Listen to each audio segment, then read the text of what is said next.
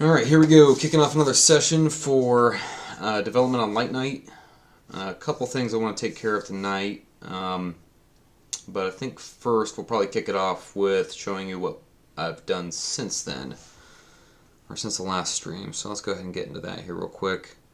Let me pull up the chat room just so I can respond if anyone has any questions or anything along the way.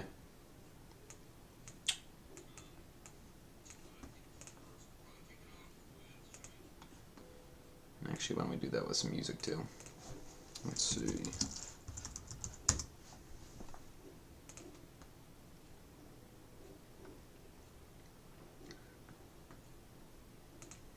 There we go.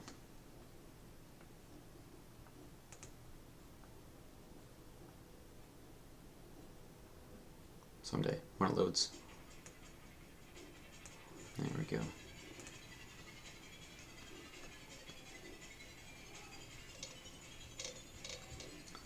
Alrighty. So, since last time, we did get the bat in there that we worked on for a little bit last time. So let's kind of show that real quick.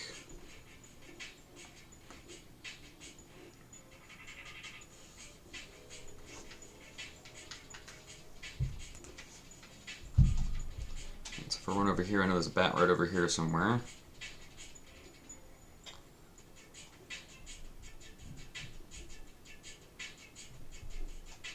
Yeah, so there's the bat, so he'll chase me around. And he's a pretty easy enemy, so he's a one-hit kill. And then he kind of explodes into smoke right there. Something else we kind of worked on a little bit was the end cinematic stuff. So I'll show what I have right now for that. That one's going to be tweaked a lot with a lot more like sounds and stuff like that. It should be pretty cool. So we can get all the way down here. Kill these guys.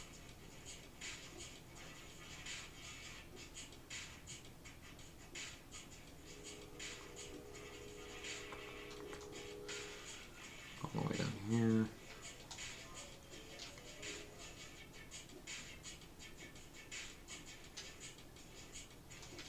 Oh, freaking ogre. So we got blood and explosions for those guys. Let's see if I can jump over that guy. There we go.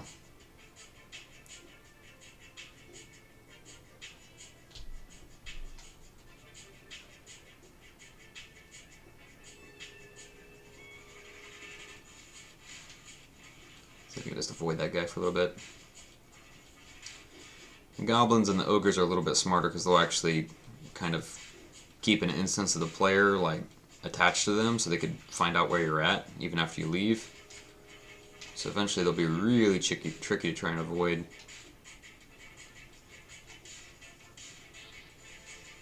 So I think I'm coming up on the end cinematic area right now.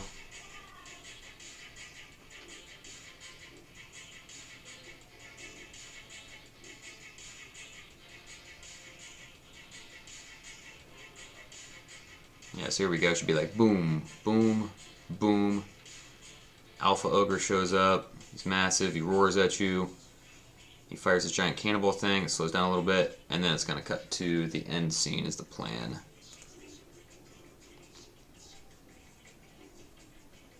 But I think tonight, instead of doing that, I'll probably try to integrate some health items.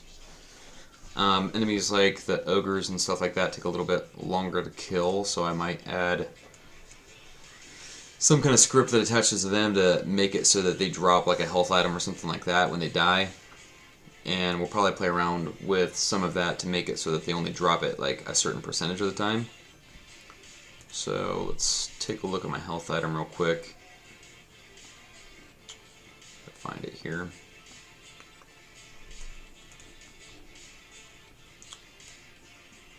That one's not it.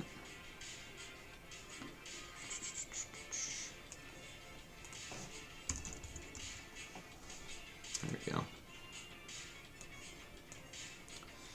Okay, so just to give you an idea of what this does already. Let me find my player here. There he is. So these health items right now, if I just drag them out on the stage, they look like they're invisible. And the reason for that is that it has kind of like a randomizer on it. So when one of these gets generated, it shows up with a box collider, a rigid body, which makes it like sit on the ground. It has physics and stuff like that, so it'll sit on the ground wherever the ogre gets killed at. And then it has a trigger on the outside of it right here, so that when they walk over, or when a character walks over top of it, they'll pick it up. And then I have this little array over here that actually decides between several different images which one's actually going to show up. So what's kind of cool about this is that if I go ahead and test this real quick,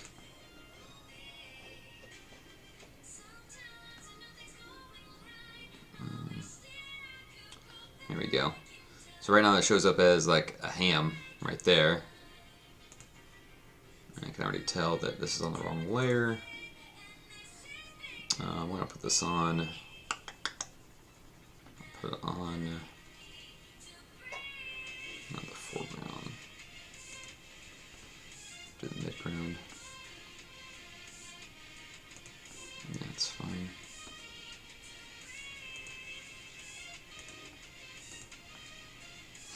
Okay, that should be fine.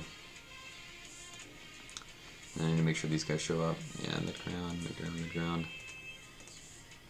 Those should show up correctly now. Okay, but if I click play again instead of a ham, I might get something else. Yeah, so this time I got a steak. You can see those will kind of sit there and glow a little bit. And then when Gray picks it up, oh, he can't pick it up because he's not hurt.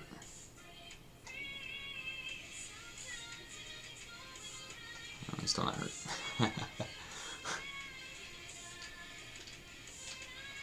Let's see. I did mess around with his health and stuff a little bit last week, so let's just see if it still works correctly first here. Because I thought he'd pick it up no matter what. Okay, yeah, so we need to fix that first. Also, I'll probably turn off the collider for that too, because it looks like he's still able to like walk on it, and I don't want that either. So let's actually do a different layer for this. I want midground, but I think for these,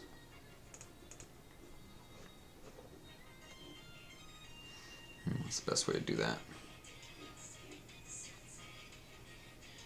You know what, that's fine the way it is.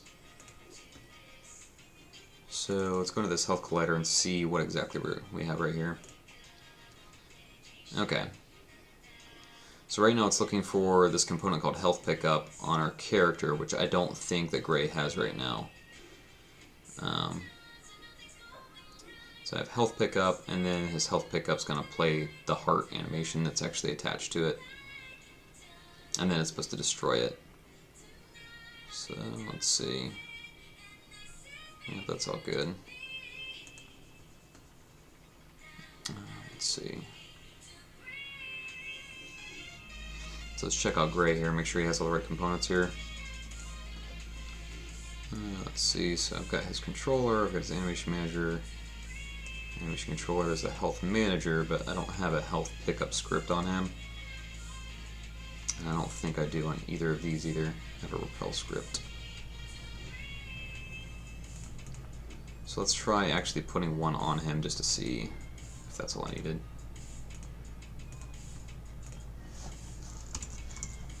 There we go, health pickup.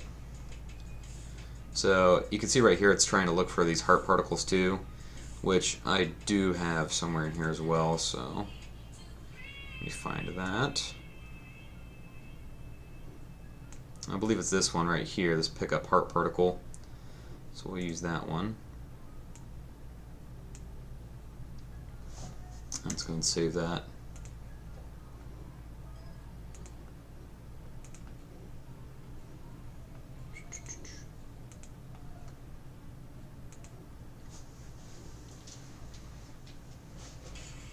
Alright, so we got a hand this time. There we go. I walked over top of it, it did disappear, but it doesn't look like it. It doesn't look like initially that it played my my particles, but that might be for another reason, so let's take a look at that.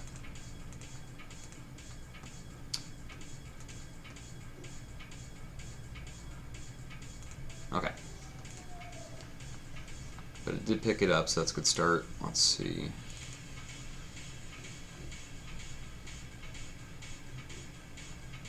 I see, this is the reason why right here. So this isn't actually instantiating heart particles, this is looking for heart particles that are actually attached to the character and then playing them. So let's see if he already has something in here for that. So he's got angle checks, belts, wall check. He has blood, but he doesn't have... I don't think he actually has heart particles attached to him right now. And I think the reason I did that instead is because you aren't going to be picking up health items constantly, so there's no real reason to instantiate like a ton of them. So it's okay if it just plays. Let's switch this real quick. I'll put a pickup heart actually on the player. There we go. So you can kind of see what that's going to look like. If you simulate that there, that's when it picks up a health item.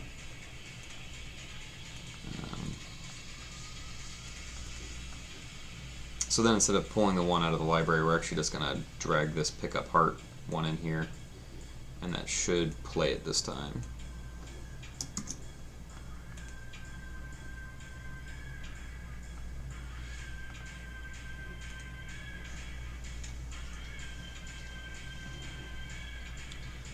Alright. Oh, it did play it, but it played it back there. Not what I want.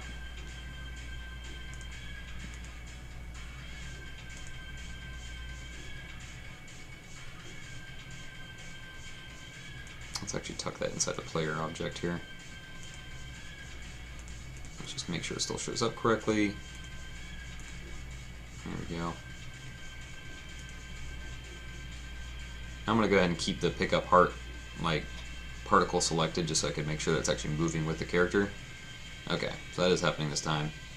Yeah, so now when he picks it up, you can see it showed up here, but it didn't show up down here. If you have issues like that, it's probably because it's not on the correct layer.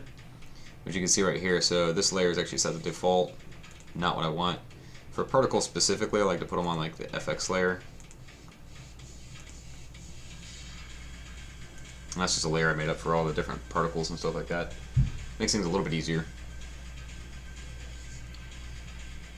There you go. Okay, so now you can pick up his health items. One more thing I want to test is that if I'm hurt, it actually recovers some health.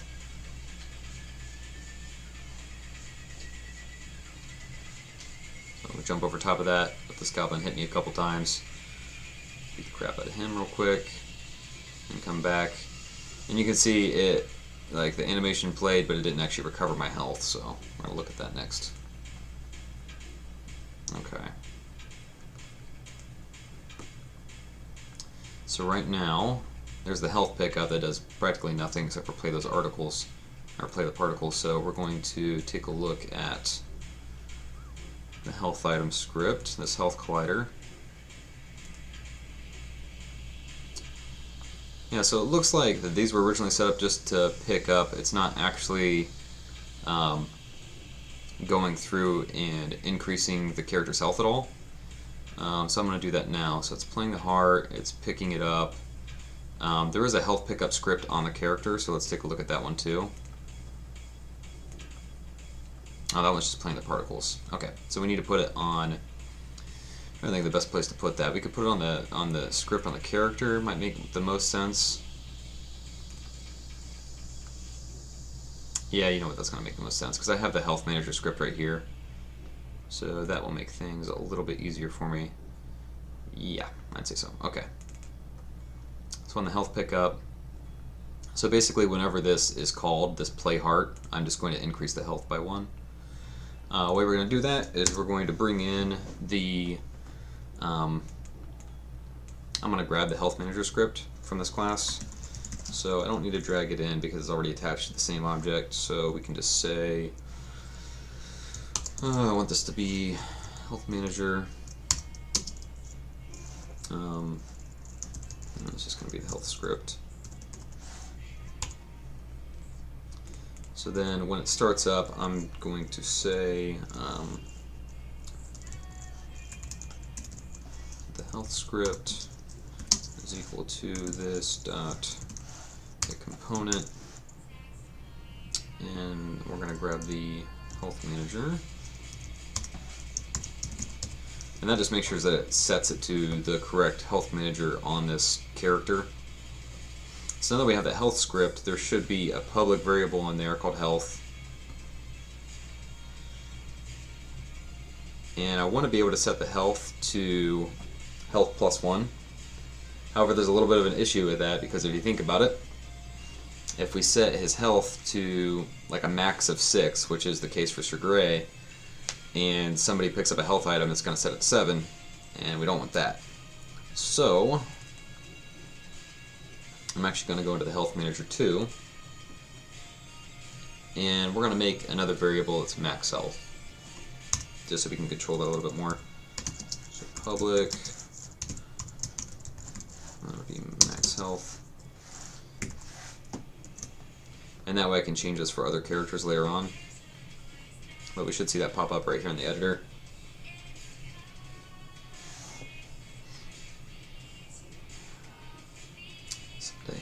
There we go. Okay, so we have max health set right here to 6. That's exactly what we want.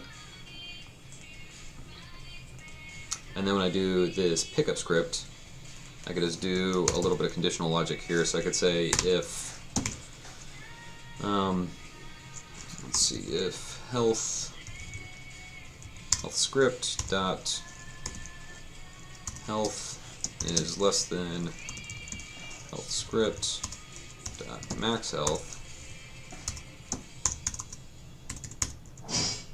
then you could say health script dot health plus plus.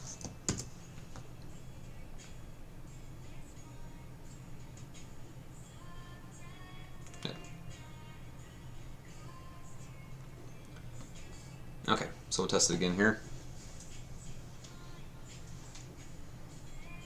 I'm going to jump over it first. The goblin hit me a couple times. Kill him. And pick this up. It still don't look like it did it. Let's see. So it looks like it set my health back to 5, but it didn't actually refill the meter. So it's not updating that health percent. Let me verify that's the issue again real quick though. Always gotta make sure.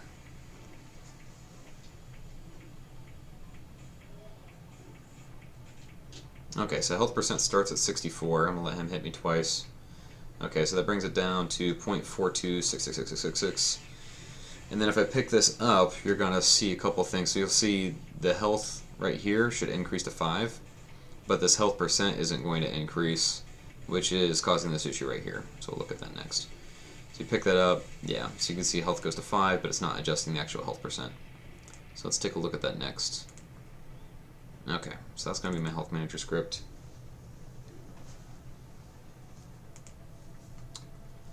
If you guys have any questions about anything I'm doing right here, if you want to see anything specific, just feel free to shout out in the chat room. And I'll answer it as soon as I can here. Okay.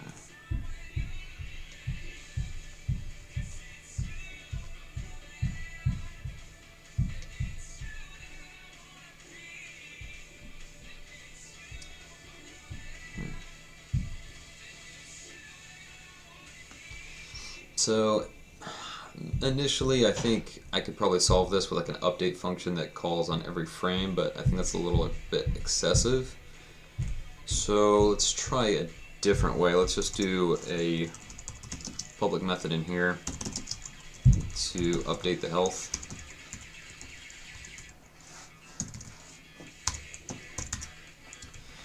And then what we're going to do in here is just run this exact same thing to grab the health and the start health and do the percentage again.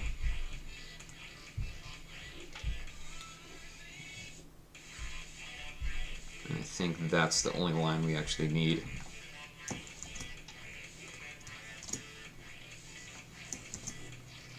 And then when I actually pick it up, I can increase the health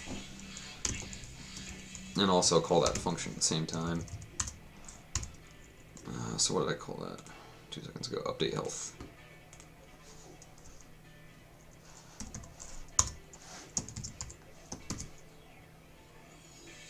Okay.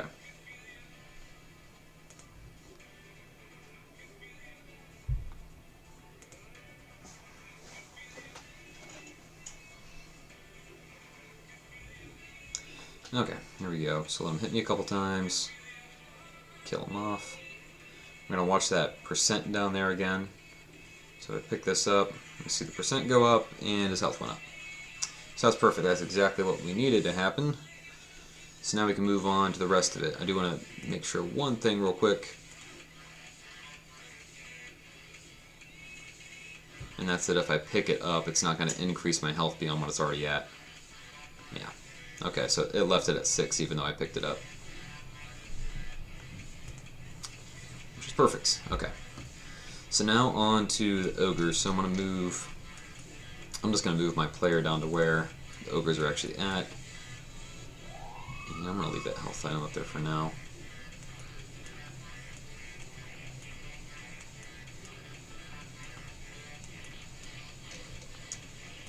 What's the best place to put him? I know there's an ogre down here at the end, so I think that's where I'm going to place him at, just so I can test this.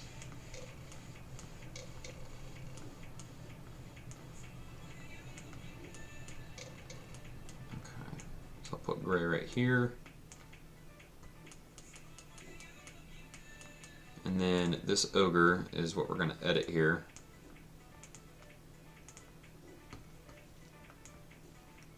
And I might just go ahead and make a separate script for this because I don't want to kind of mess up all the other stuff, and plus we're going to have other enemies later on that might drop some health items, so let me see what would be involved with that. So we're going to add a new script. I'll call it drop health.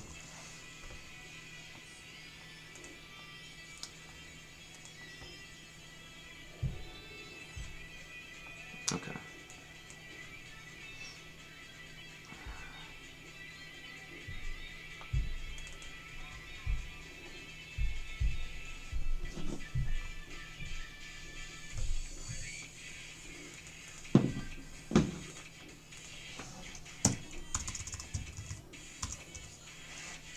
Alright, let me think here. So, first thing we're going to need is the object from the library, just so we know what to instantiate. So we'll call that it's a game object. It'll be the health item.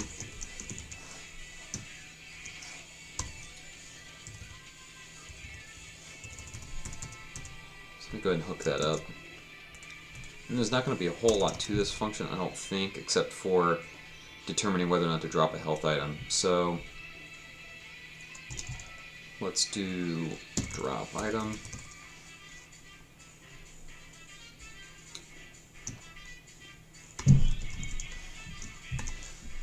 Maybe we'll just call it drop. Keep it simple.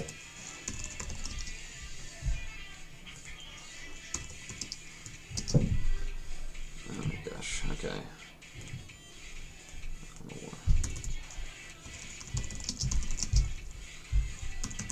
Drop.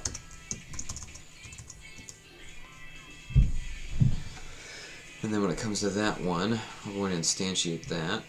Make sure I do that correctly here too.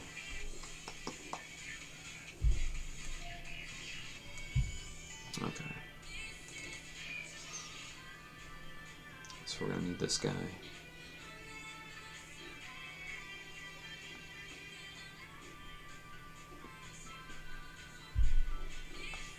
Okay. So the Goblin control script.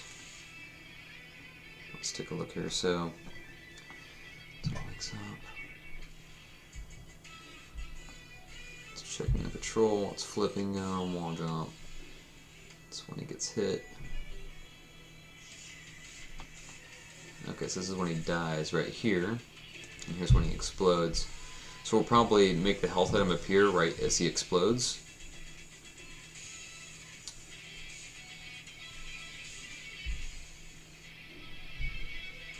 This is the best way to do that too.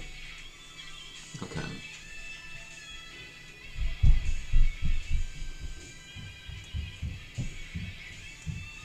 So we're going to do something similar with this one too, except I think I'm going to use a transform to say specifically where I want the food to appear. Because I might put it like a little bit higher or something like that to make it actually like pop and then drop in a place. So let's grab this right here. I always copy and paste my own scripts all the time.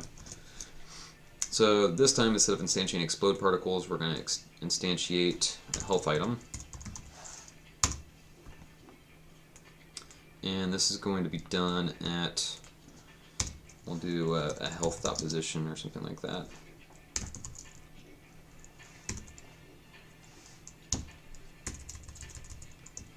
That'll be transform. Health position. And this will just be health position. Health position. And this will just make sure it's not like rotated weird or anything like that. Normally you can have it like the same as like the quaternion of the object, but in some cases if you're rotating a two-dimensional object it doesn't work as well as you'd like it to, so I just use 0 zeros all across the board since it's 2D anyway. Let's see. So these are both public, that should be fine. Let's go ahead and update this script on the ogre. Let's save that too.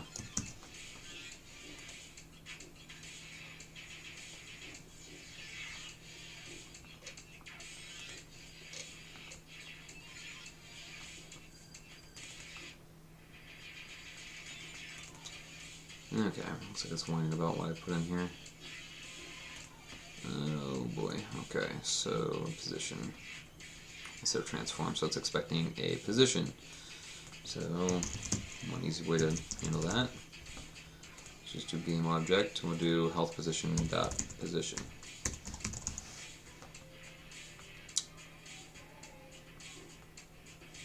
Or something. Oh, it's gotta be transform dot position.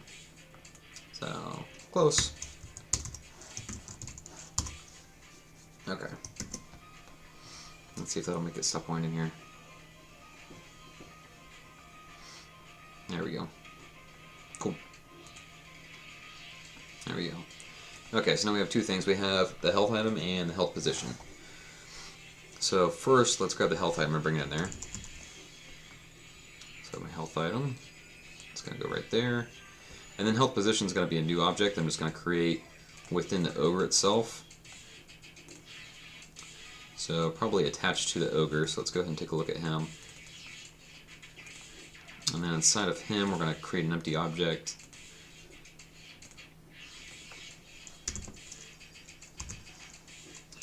And let's call it health drop. And then the health drop, let me actually turn on the light so you guys can see this thing. So the health drop, specifically with him, I might put closer to his feet and actually a little bit back, because when the ogres die they fall backwards. So if they're going to fall backwards I could set it back here, and that way it'll kind of appear right in the middle of where he's at. Actually, if I left it here it would appear right in the middle of the explosion, so I might do that. Let's leave it right there for now. And then back on the ogre I have the health position is this health drop right here. Okay.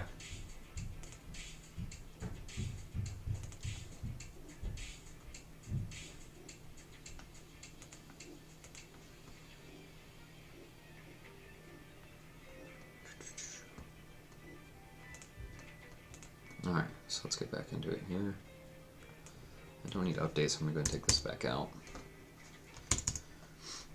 So the idea is I'm going to be able to grab this script specifically from the Goblin controls, and then if it has this this drop health script, I want to drop a health item when he dies.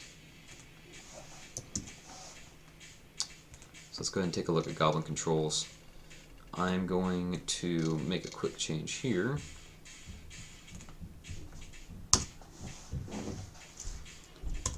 A couple things I want to try. So I'm going to do drop health.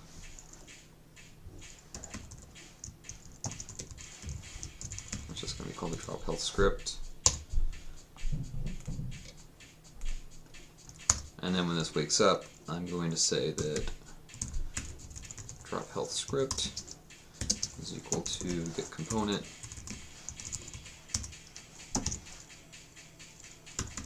drop health. Now one thing I want to make sure of real quick is that this isn't going to bomb right off the bat, because sometimes you need to check and make sure that that's actually there before you try to assign it. So let's make sure that doesn't bomb.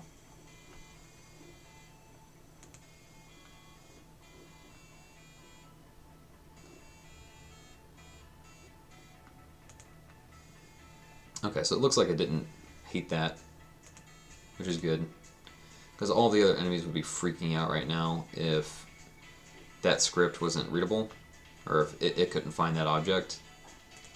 We will have to check for it a little bit later on in the script, though, because we're going to try and call a method from drop health, and we can't do that, obviously, if it's not attached.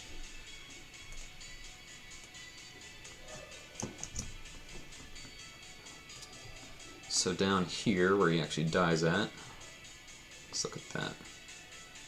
So you get die, explode.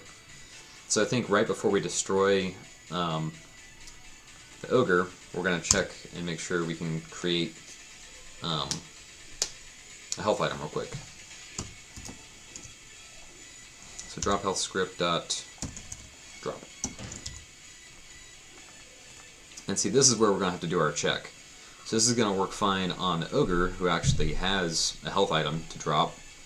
But if we went to another character and we tried to kill him, I guarantee it'll throw some kind of error. So we're going to look at that right now.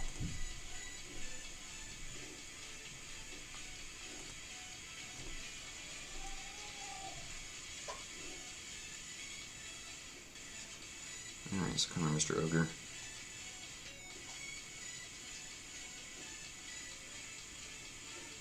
Okay, so he exploded.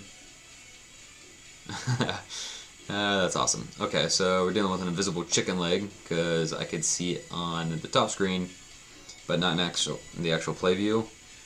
And I know exactly why that is, and some of you guys who are experienced with Unity could probably guess why that is. It's because I didn't actually save the prefab from earlier when I was messing with the health item, so all of those layers and stuff that we did no longer apply. So I need to fix that.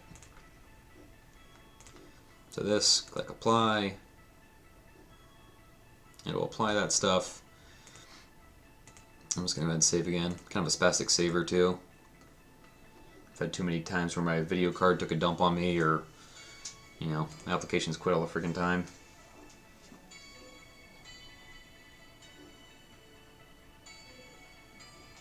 Okay. There we go. See, it blows up. There's a tasty chicken leg. And you know what? It looks like we have like some of those particles showing up behind the actual floor layer too. So I might mess around with that. I'm not sure if I'll mess around with that tonight or not, but I'll probably mess around with that too, so I can pick that up. So that's exactly what we want. What we don't want is what's going to happen here in a second when I try to kill the goblin.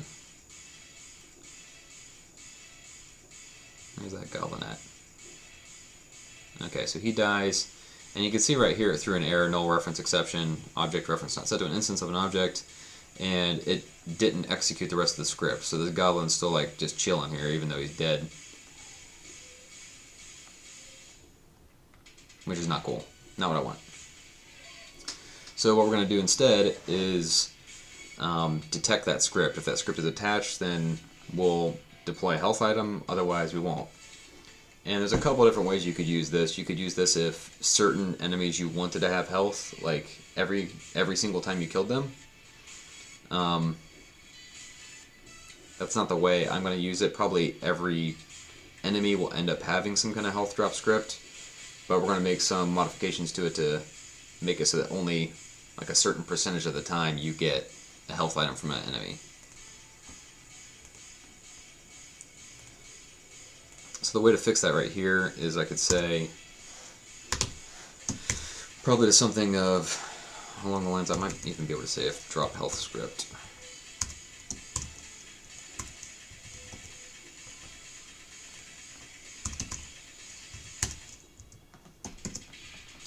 See if that works real quick.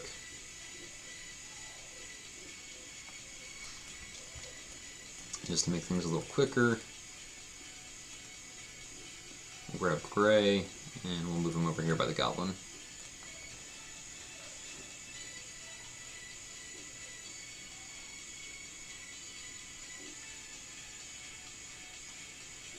Comes after me. Yeah, so you can see this time he died. It could tell there wasn't a script attached to it, so it just skipped that line of code, didn't execute it. And that's exactly what we wanted. So now, back to the drop health script, we could have a little bit more fun with this. So, let's see. what do we want to do with this?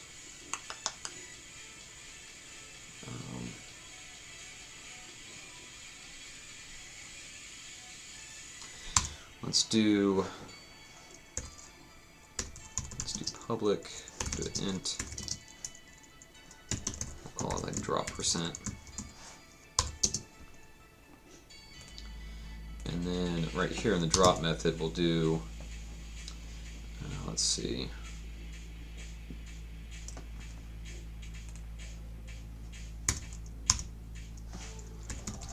private int, we'll do a float. This will be the actual drop number.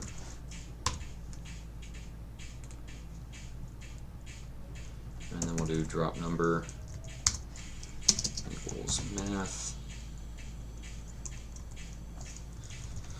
And there should be a random one in here.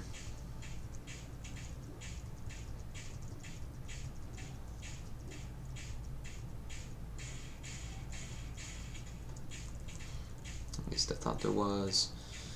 If not, I can just copy from another script because I've done it. And the food one.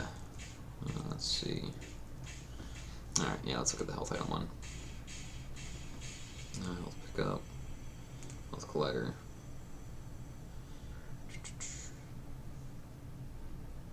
Yeah, here we go. Well, that's random.range. Not exactly what I want. Well, that actually worked.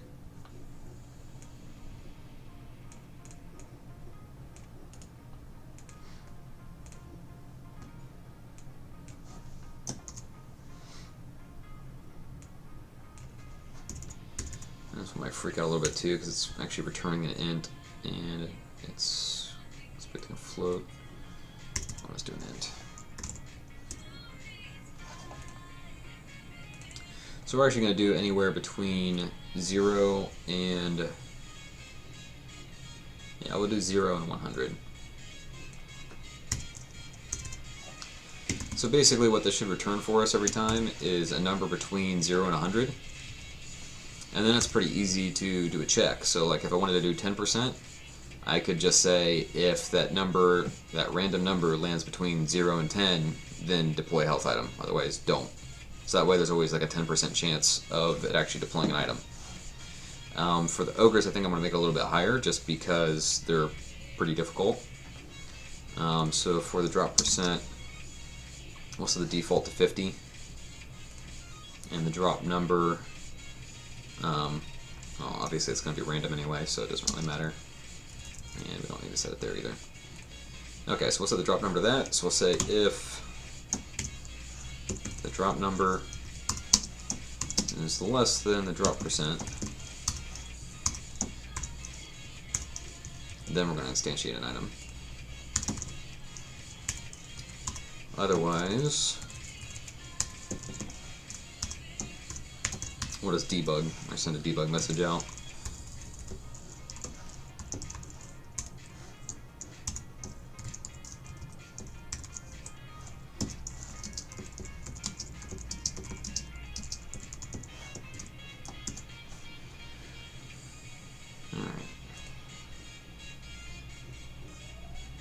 So let's give that a try here.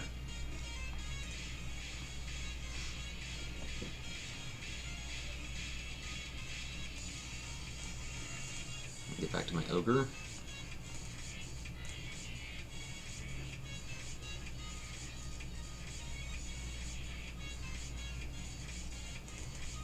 Okay, so there's the health drop. So then you can see on his drop health script he has a 50-50 chance of dropping something. So let's test it a couple times and see if we get a health item and if we don't.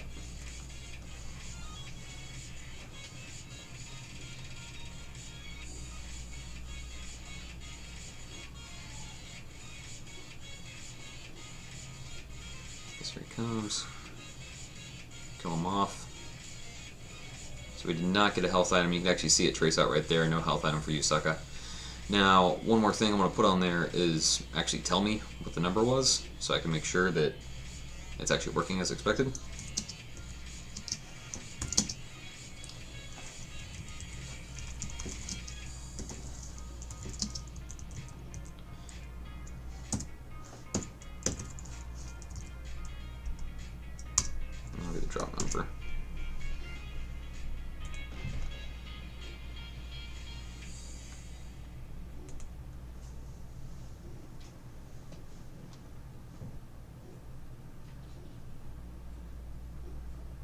for the ogre again here.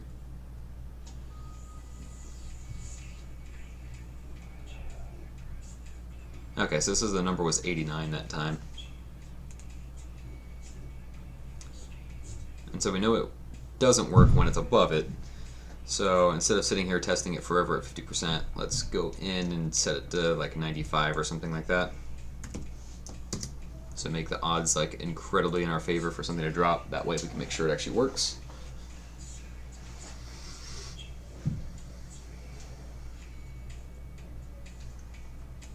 For play.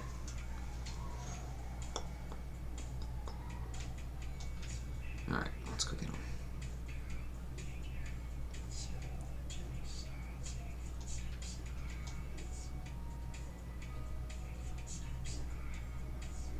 There we go.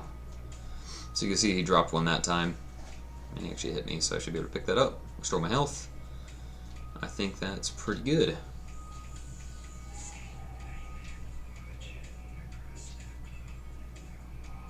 Alright.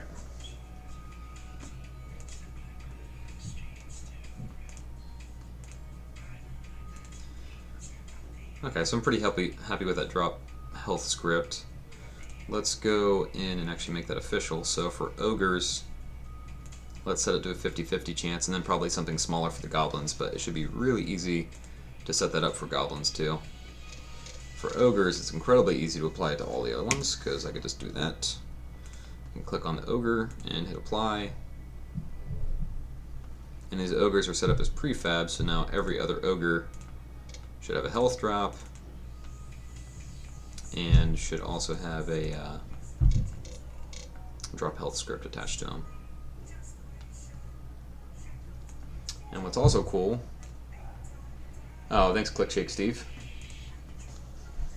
Appreciate that.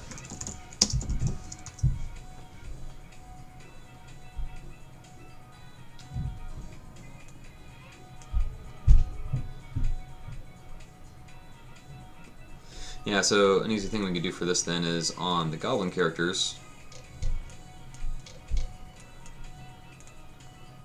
I'll go in here, same as we did with the ogre. It's actually going to be really easy too, because you saw on the ogre we're also using goblin control, so that script kind of applies to both of them right now. They both behave generally the same with some different variables in here. So we're going to add a component there. It's going to be the drop health script. Now one thing it doesn't come with is the health item and health position, so we're going to go ahead and put the health item back in here. And then health position still needs to be added to the goblin. So we will put that here.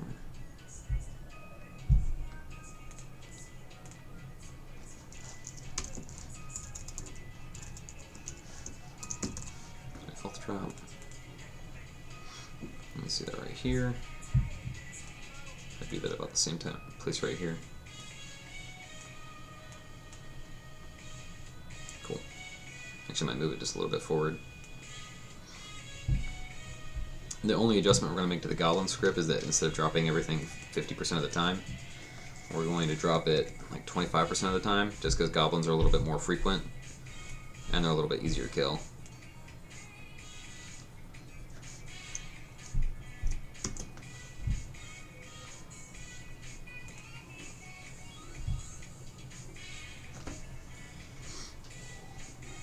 So let's actually apply that real quick. So we'll apply that across the board, all the enemies. Let's save it again.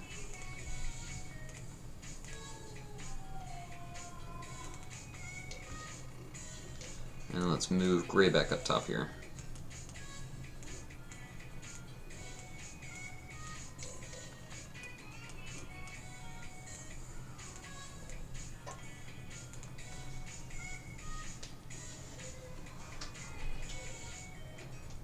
Oh yeah, that's the health item I left up there earlier.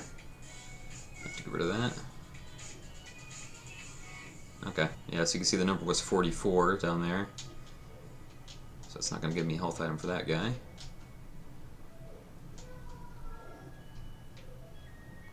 Oh, 94 on that one.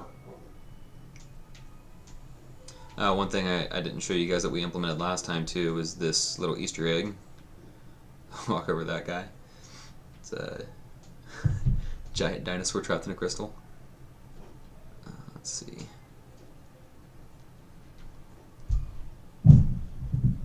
Oh man, it's 83.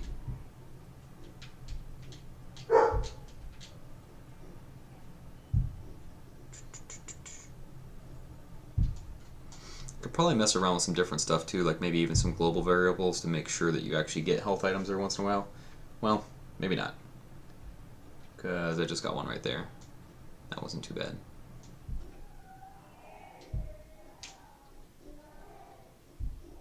There we go.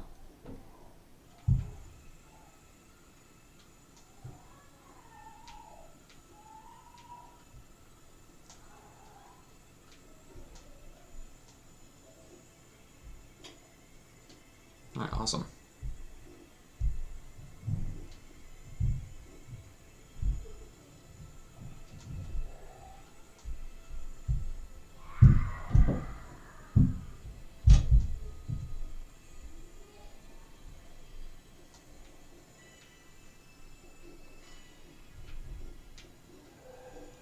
I'm going to have to do a poll too on whether or not you should be able to pick up a health item if you have full health.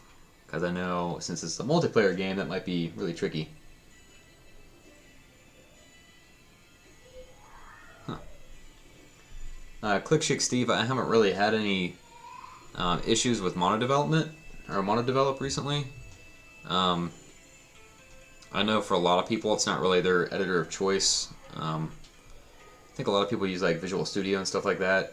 I don't really have any experience with it. But yeah, mono development's been running fine for me so far. I'm actually on a Mac, I just have a Windows partition on it. And honestly, I developed on the Mac for a long time too, and I never really had any kind of problems with it. Are you using like the most recent versions and everything?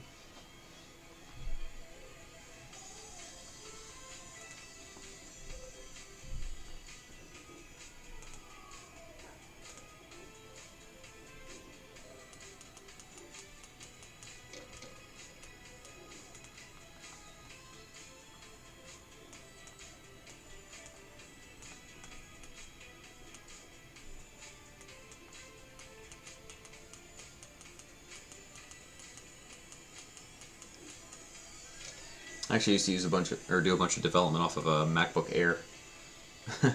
So like really low powered Mac. Get rid of that health item there. So let me see what else is on the list for tonight. We could integrate some sounds. I don't think what I had left to touch up.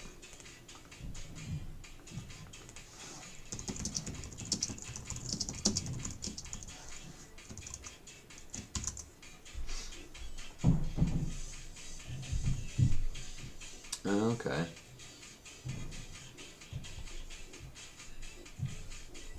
Okay, all the newest versions.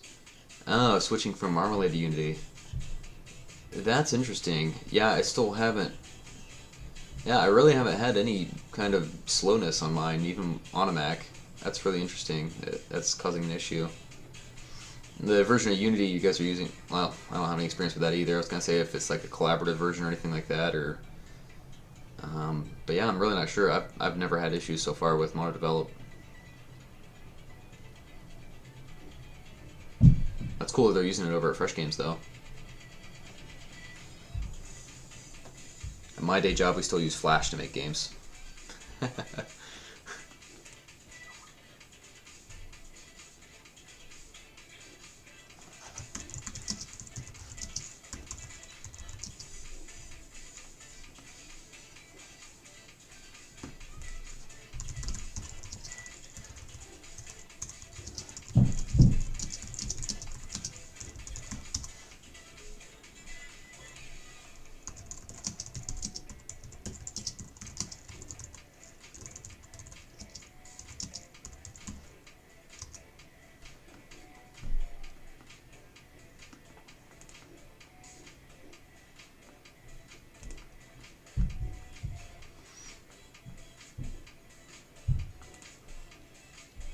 So I know one other thing I wanted to do is implement like a nice little camera shake.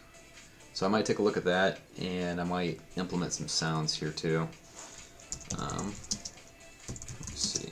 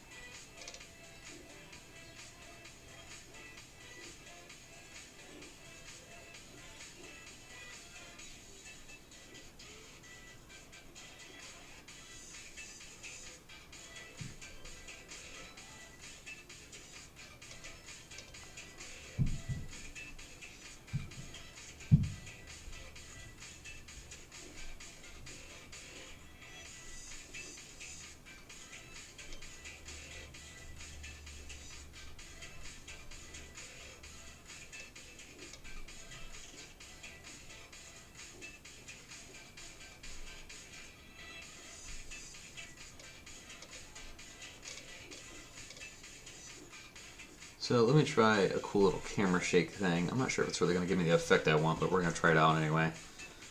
So kind of the way I'm doing my cameras, which is a little bit different than the way probably a lot of people set up their cameras, is I have several different cameras actually layered within one camera container. So I have one that actually renders everything as like an orthographic view, so that way it does all my 2D containers and stuff like that. But then instead of writing parallax scripts for my 2D stuff, which I've done before and that's fine, but I mean, what's the fun in using Unity 3D if you're not going to use something 3D?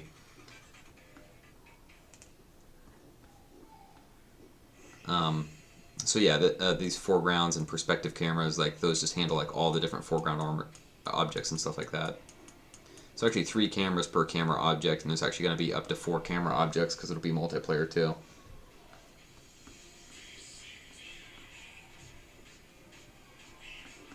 Yeah, that's part of the reason that we switched to Unity to ClickShake Steve, because I mean, people keep saying that Flash is like a dead technology and stuff like that. And we actually used Flash for a mobile game and stuff like that too, and we didn't. I mean, we did the game. It probably took like 3 months to do like that mobile game. But then when we rewrote it, it probably took like a third of the time in Unity. Just having a visual editor was like so much easier versus using Flash Builder for mobile projects. I also ran into an issue with Electro Server recently where you have like, well, obviously like a server, but or for like Flash games and stuff, and they went under recently. They're like no longer supported. Every time you try to visit their documentation, it's like throws up errors all over the place. So yeah, definitely been there, and that is weird. I'm sure Unity, like somebody with Team Unity, will get back to you pretty quick.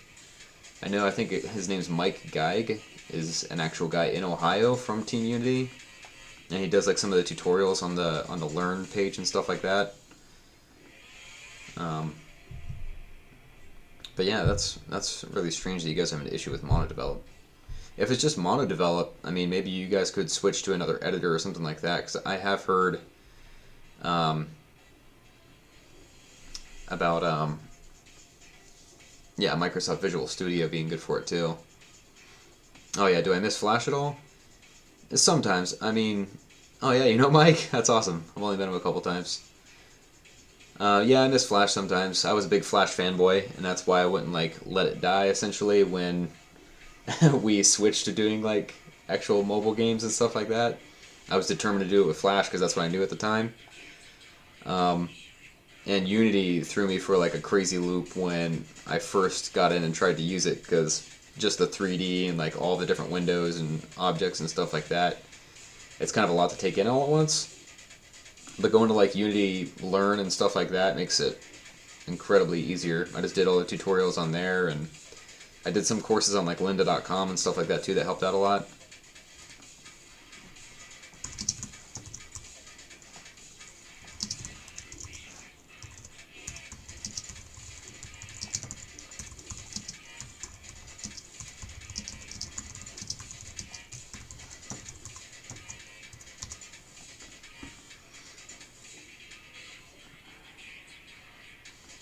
Okay, so let's get back to taking a look at this camera shake real quick.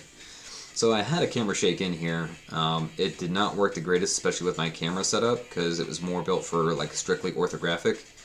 So what I'd like to do instead is kind of just shake this actual camera object.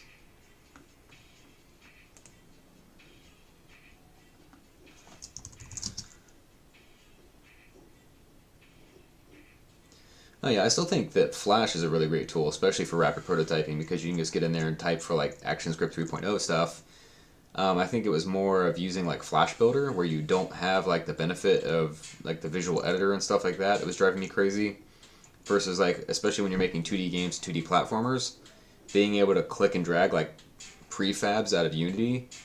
I think there was probably at least like 100 times when I was using Unity compared to Flash where I was like, I can't believe it's that easy versus doing it in Flash. I think the last time when we built the platform originally for using Flash Builder, I had to go out and separately build a level generator and then use Flash as my level generator, export out these gigantic XML sheets with all of the placements and stuff on them, and then load those dynamically into Flash Builder, and then have that generate my levels for me for my mobile project. And it was just an insane amount of work compared to what Unity let me do.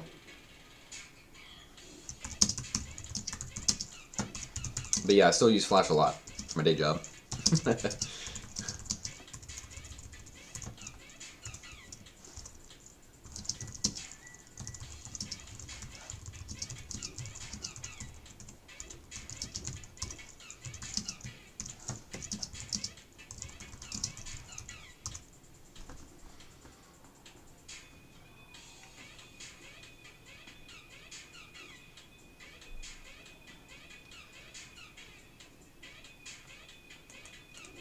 Let's see.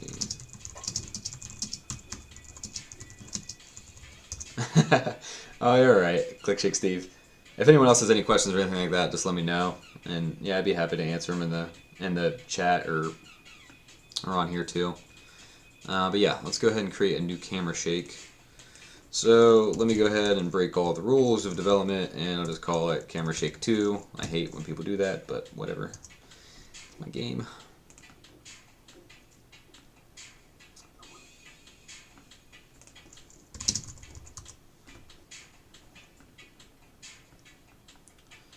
Okay, so we're going to deactivate that one.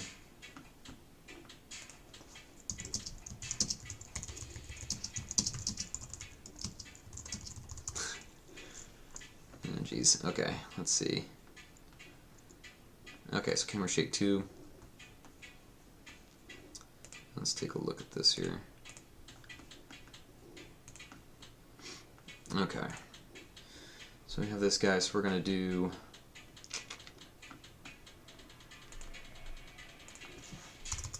I'm going to set up some variables here. Okay, so we're going to have...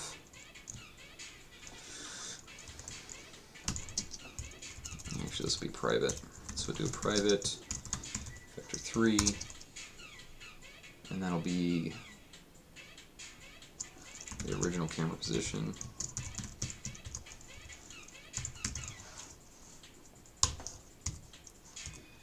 And then we're going to have a public one, and we'll call that shake amount. Set up to 0 starting out.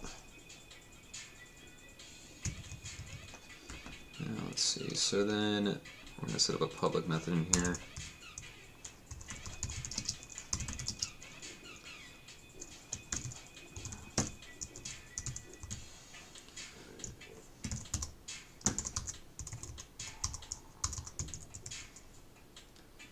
Alright, so we'll say if shake amount is greater than 0. What are we going to do?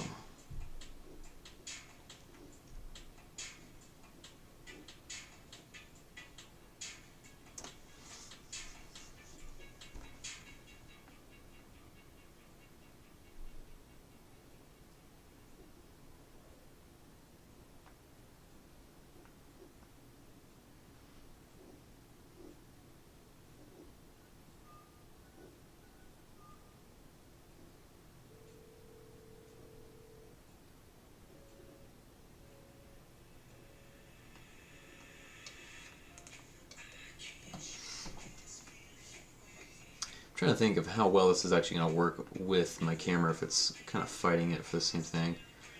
Looking at a nice little example script.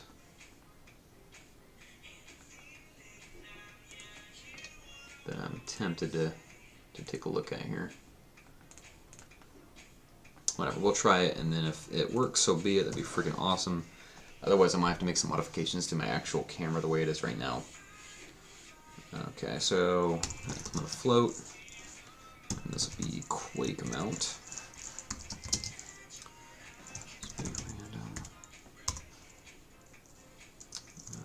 Value, so just literally a random value times shake amount times 2 minus shake amount. Alright.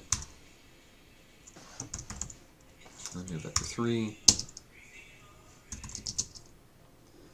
And since this is actually attached to my camera, I could say this dot transform dot position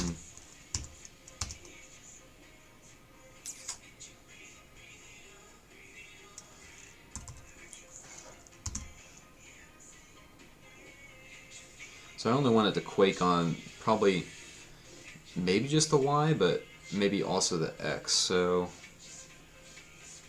let's try both first. I want to see how crazy that is.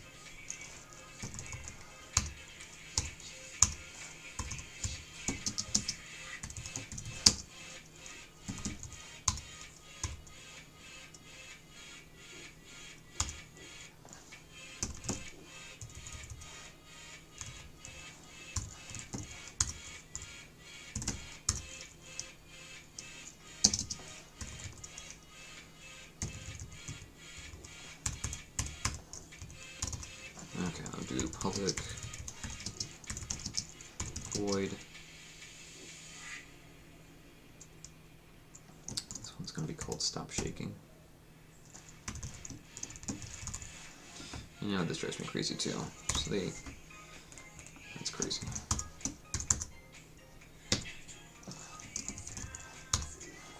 So this is just going to cancel out the camera shake script from running.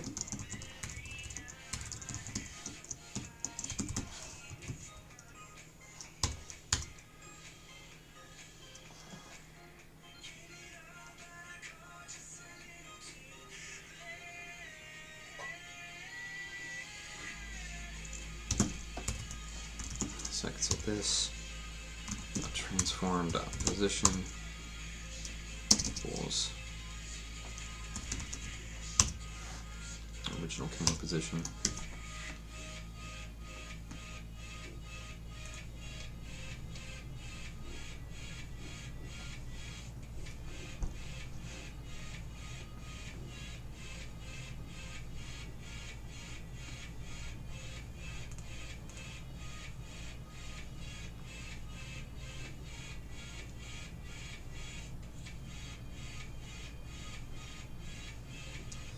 So I think I could probably just call this with a shake amount. Maybe even in the update might be kind of cool.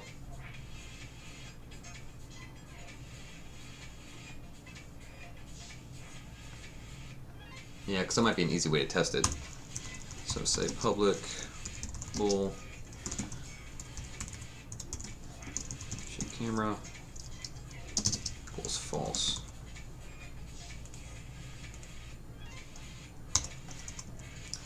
So then I'm going to say if shake camera, we're first going to set shake camera equal to false again, so that way it only executes once. And then we're going to do a couple things. So we're going to invoke repeating camera shake.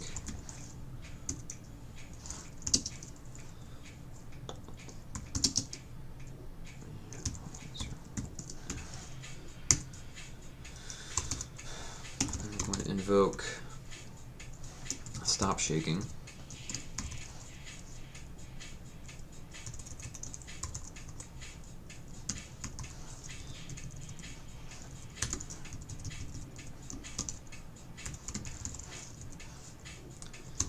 And Give it a fraction of a second to shake, and that should stop. So that should work. The only thing I don't have right now is this shake amount, which we're going to tweak and kind of mess around with and see what feels best. So let's try that out. Let's see if if Unity doesn't freak out on me.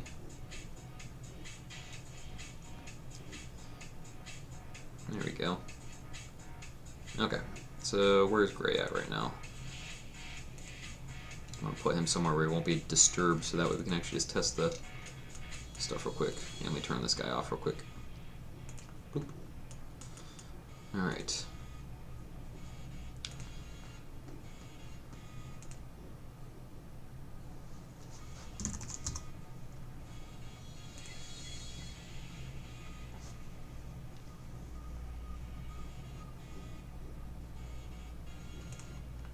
Okay, so there's that. Now if I go to my cameras, if I set the shake amount to 2, oh, cool.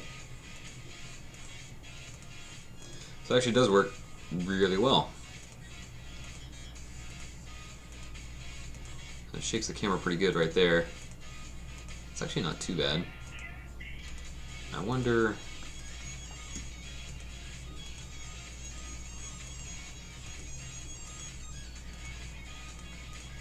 do like an even smaller amount.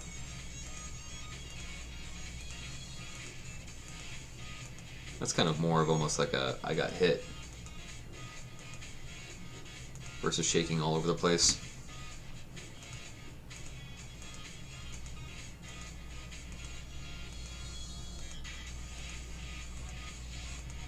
Yeah, I think I like that one the best, honestly. Like 0.2 feels like a happy medium, still gives you like impact without like really distracting you.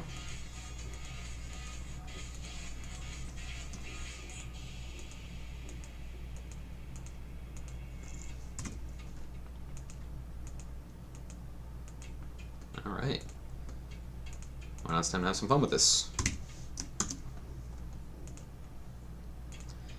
So now this is going to be really easy to use because I can access it from any object I want to. I could just pass in an instance of this camera, and I could just call camera shake when you get hit.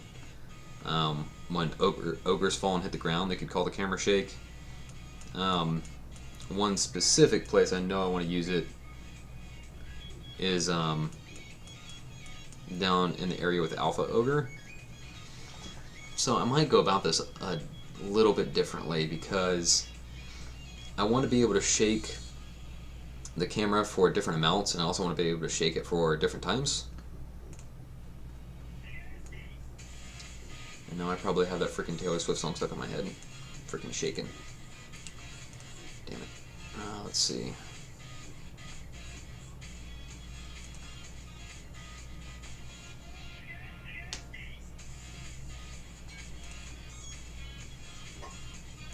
Could probably honestly like randomize this a little bit more too. So you can make it so that sometimes it does a subtraction versus a addition, so it shakes like differently. But for right now, that's actually really good. So there's a couple methods in here. I could actually set the shake amount, invoke it just from different areas wherever I want to. So I think that's probably what I'll end up doing instead of actually having this public variable. And what's kind of nice about setting up this boolean is I could still test it whenever I want to, so I think I'm going to leave that. Because nothing's going to activate this unless I actually click it in there, or if I do it from another script, but that shouldn't cause any issues.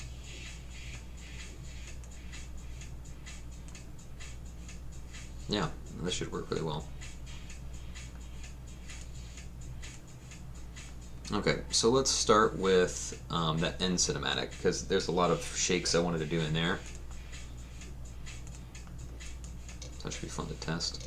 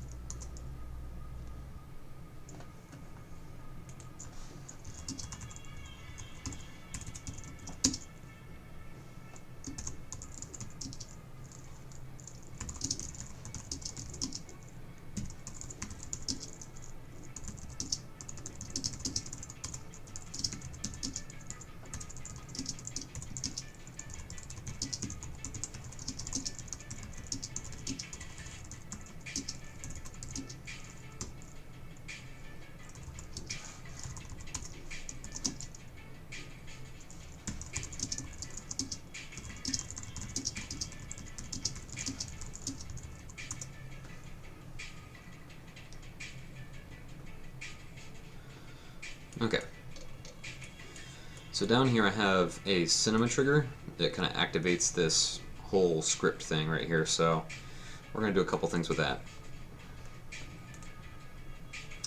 So one thing I'm going to do is actually I'm passing in the camera, but that's not what I want. I actually need the game object itself. So we'll do, actually do public.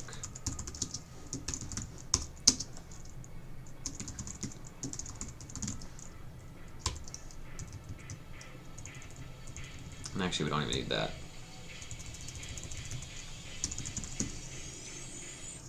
So we're going to do camera shake 2, and we're just going to call that shake script.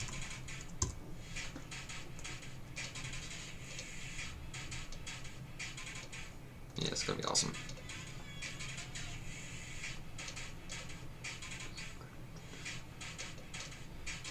So there's a couple times when it's supposed to be gray, kind of feeling these gigantic shock waves of this giant ogre approaching. So obviously a shaker is going to come in handy right there.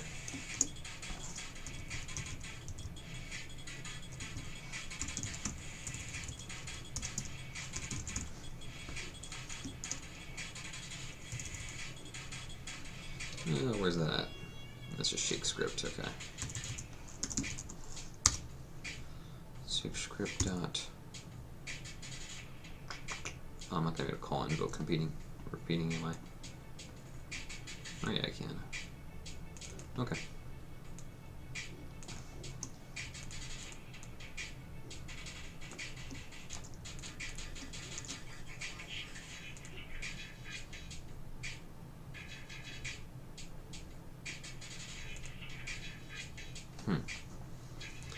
Yeah, that's kind of what I was worried about right there. So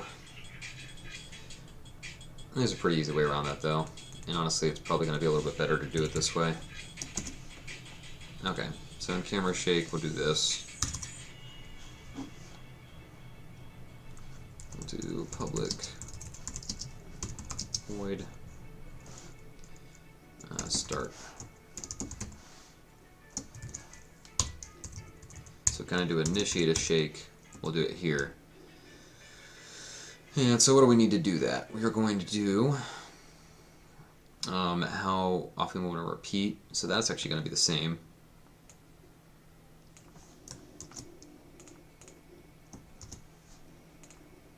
So that's the frequency of it.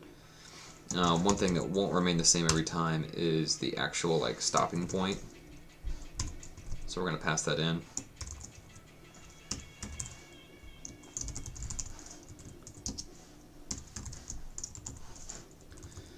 Okay, we'll do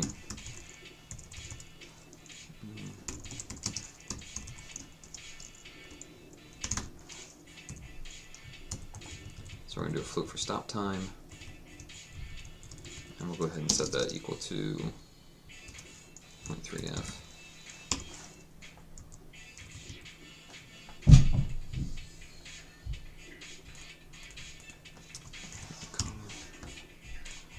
There we go. And the only other thing we need is the shake amount, so we need to pass that in too. So we're going to do another float, shake and hum. I'm going to do 0.2 for that.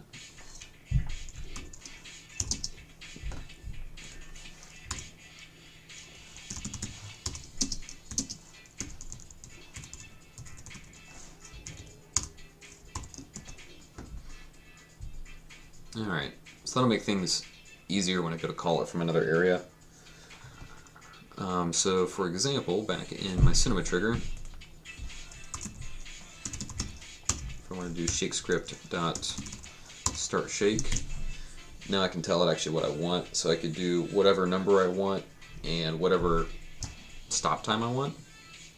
So actually the defaults are going to be fine for me there, which I think since I set those actually in the function, it should be fine, like not saying anything else in there.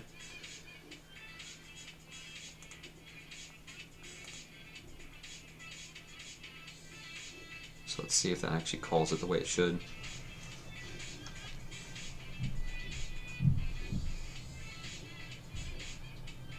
Nope.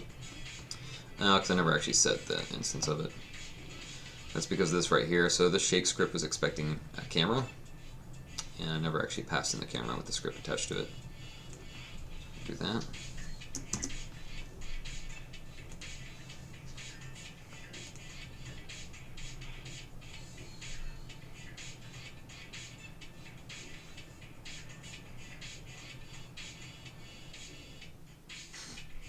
Cool.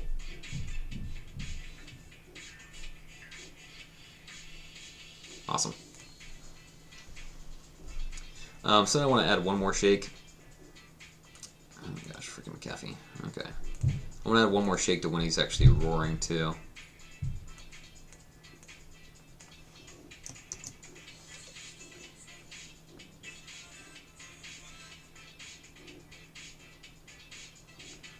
Okay, so we got the roar right here. And I don't think it happens right when he roars. It's going to happen like a second after. So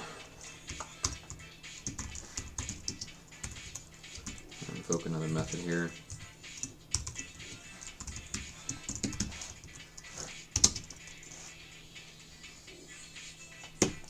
Maybe 1 second after.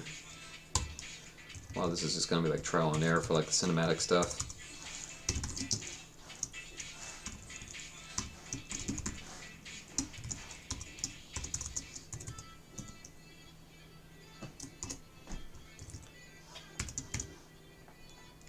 Okay, so I think we'll leave the shake num the same for that one. So we'll pass in 0.2f. And the stop time. So the stop time I think is actually going to be a little bit longer on that, so let's set that to 0.5. Let's just see what that ended up with there.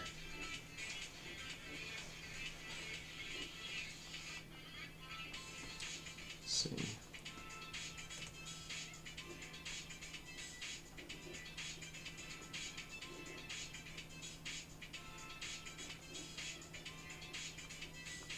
Shake, shake, shake, zoom out, shake. Whoa! That was crazy.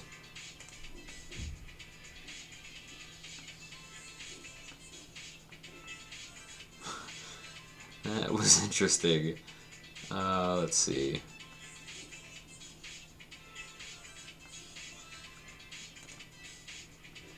I want to try that again.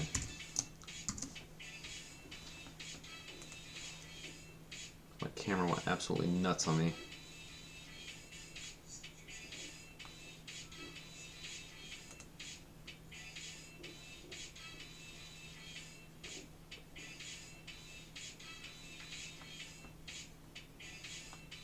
Shake, shake, shake. Zoom out, goes to the ogre. Shake. That's really interesting that it's doing that instead. Oh, I know exactly why. Okay.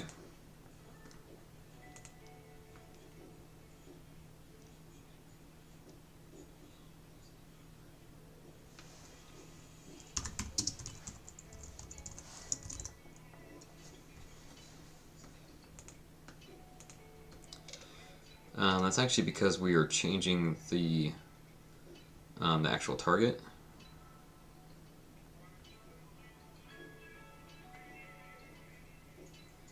And where's that being changed at?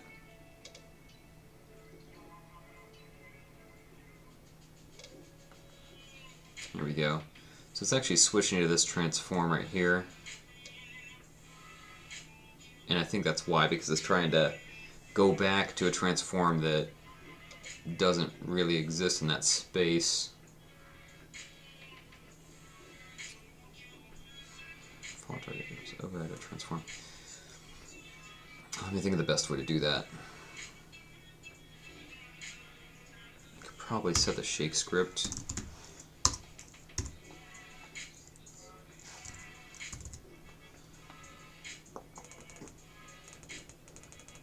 What was that variable called?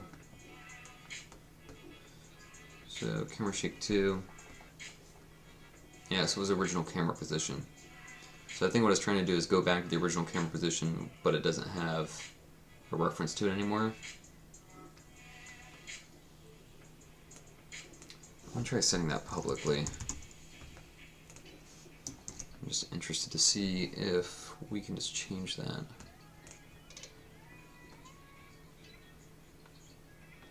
Yeah, because that's what's happening. The roar happens, and then it's switching the camera position back. But I think it's according to like Gray's coordinates or something like that, and not the coordinates of this eye. I think we're gonna try that at least. Okay.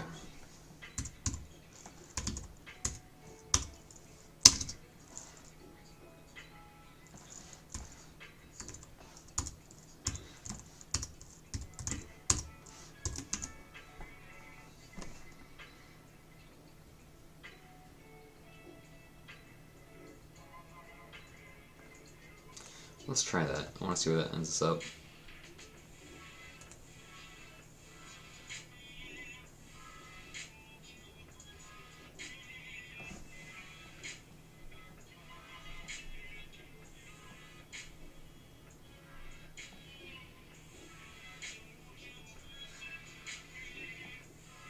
It's a lot closer. It still seemed kind of janky to me because it kind of tries to reset and then it kind of lerps back into position.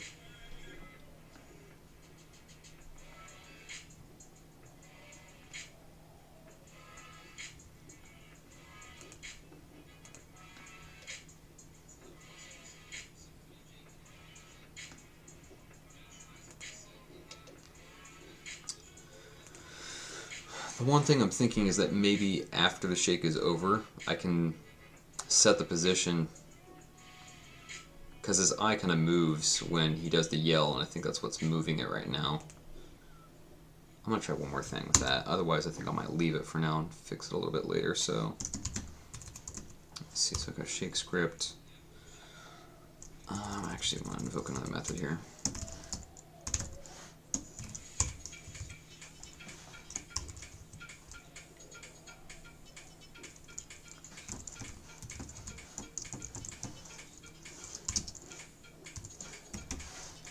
So I'll set that up for the duration of the shake. And we'll see where that gets us here.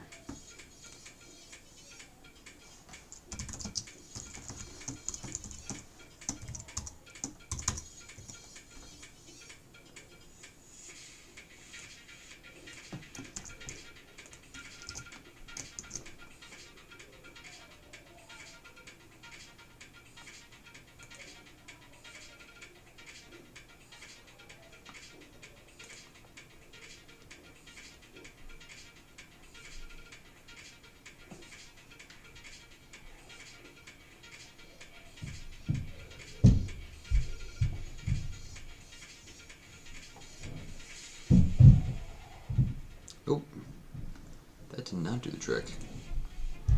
I think that's because it's already after the fact, that it's already happened at that point. So let me set this for like 5.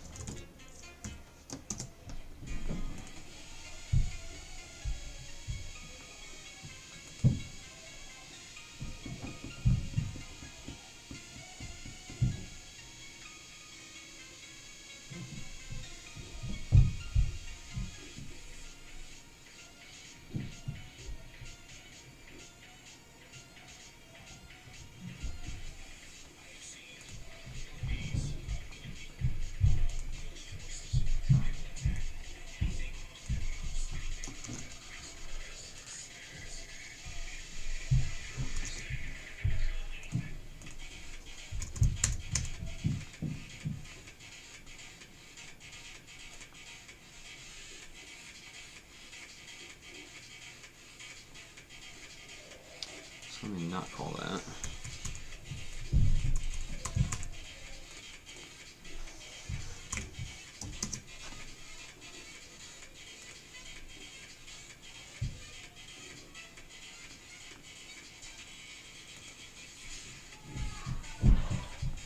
Trying to see what error message it spit out too, because there was a message that spit out down here when it came to the shakes.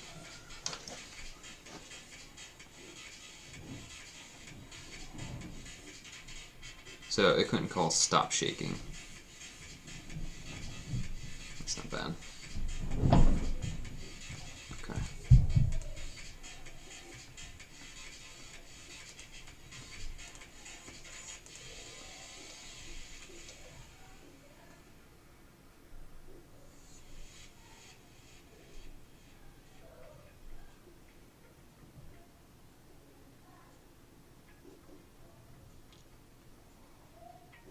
Let me look at the actual.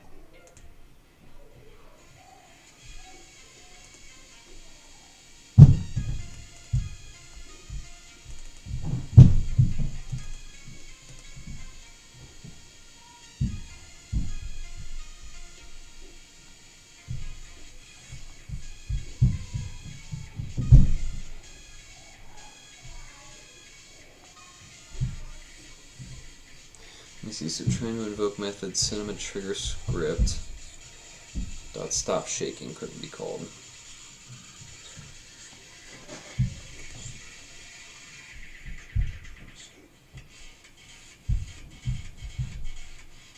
Oh, because it's still in here.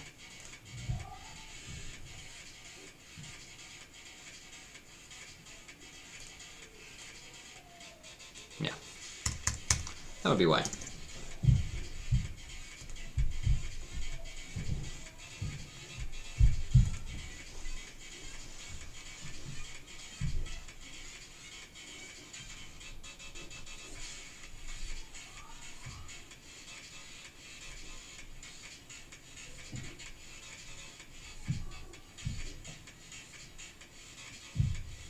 Cool.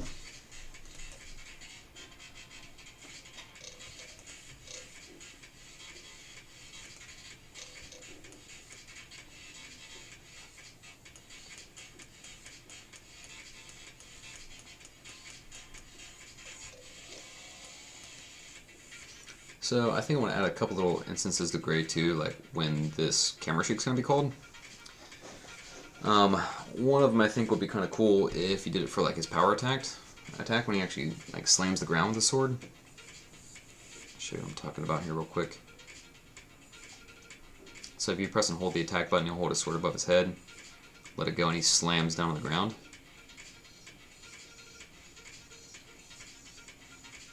So I'd almost like it to shake when he hits the ground too, just a little bit. Let's see if we can implement that.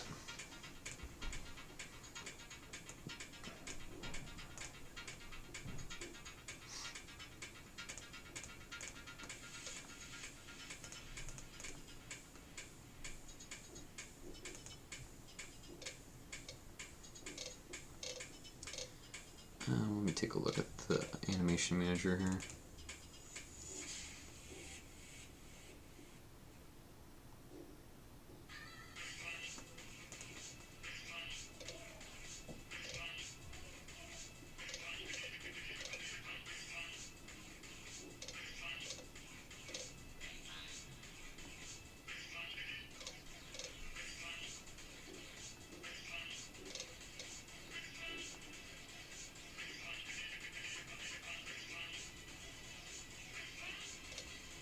Let's shine particles. There we go, smash attack. Okay, so this is where I'd want to play this shake. And honestly, I want to do it a couple different places anyway too, so like if I'm getting hit, yeah, so like if the animation's hit, and I know I'm getting hit right now anyway, I could go ahead and call a hit script from there too. Yeah, so let's do that.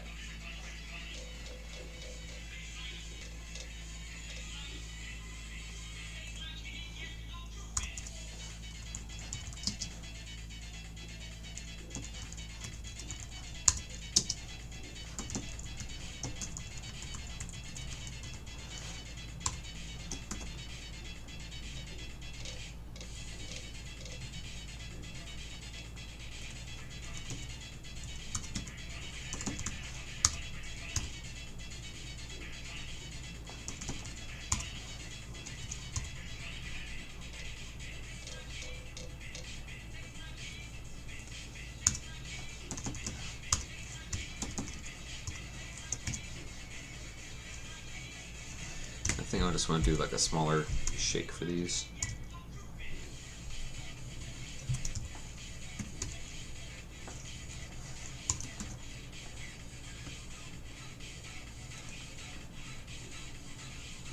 And then there's just one more thing we have to do to make that work. As soon as this updates.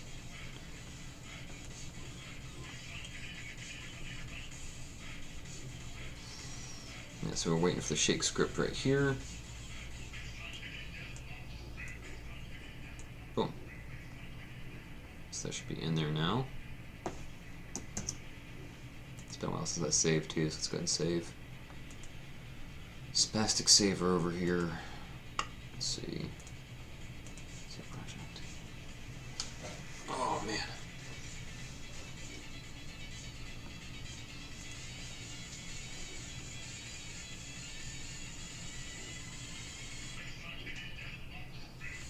Boom. Yeah, it looks good. So I should also shake when I get hit. I'm gonna go find this ogre over here and I'm gonna smack me in the face. Oh, ugh, ugh. Yeah, that's like a lot more impact.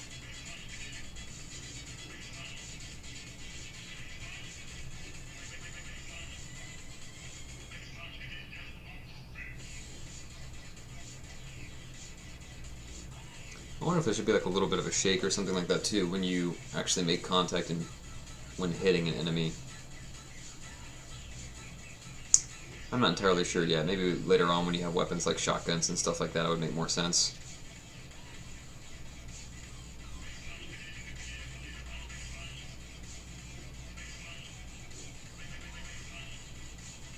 I also want to try real quick just shaking on the y-axis instead of the x and the y, because I never did try that. I'm kind of interested in how it would look.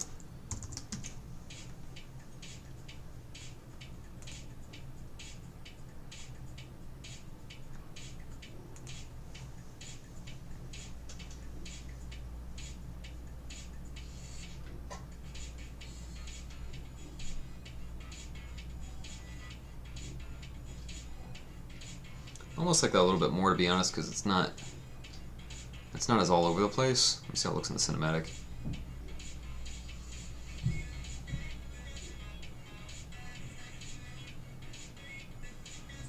Yeah, honestly, it's a little bit cooler for the cinematic too, because I mean it's supposed to be steps, so it's like shaking it up and down, which makes a lot more sense for a platformer than left and right.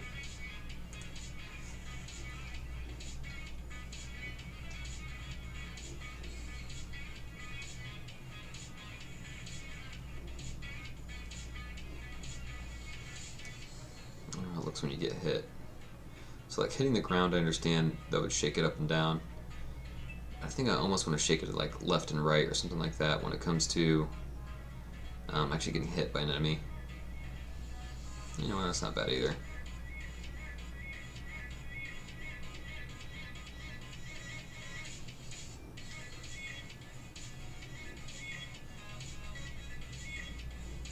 Let's see if I can get a health item from somebody over here. There we go. Delicious turkey leg.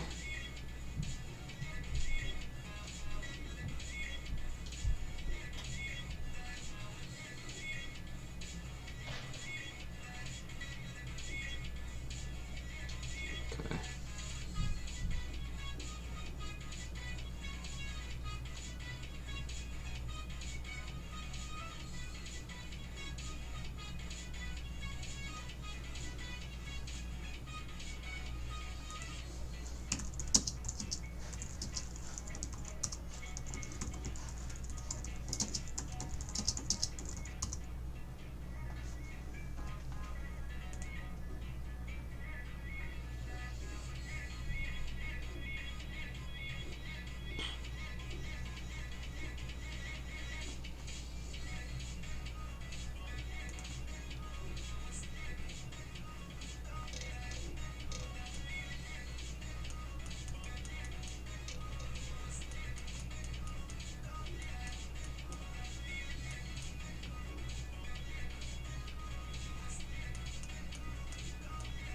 There's one thing I know I need to switch out, and that's the title song too, to the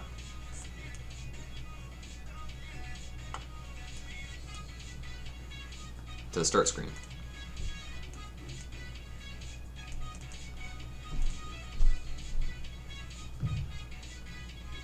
So for those of you guys who haven't seen the start screen, pretty simple.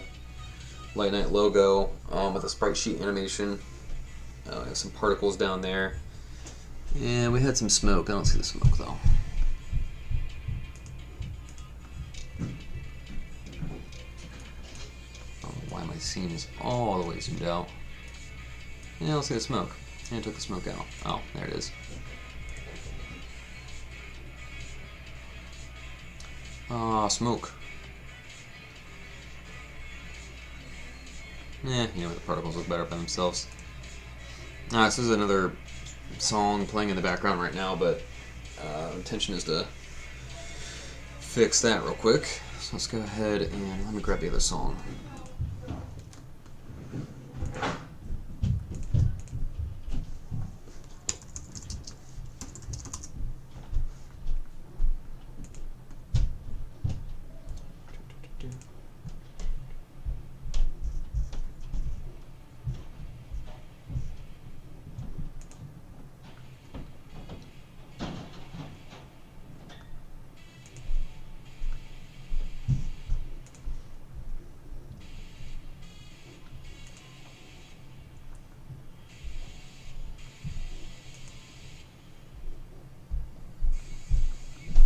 Okay, on the song here, download that.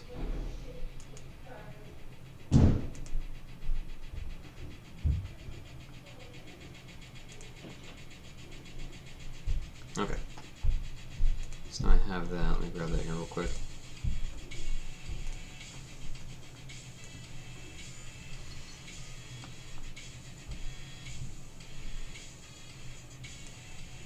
Okay, here we go.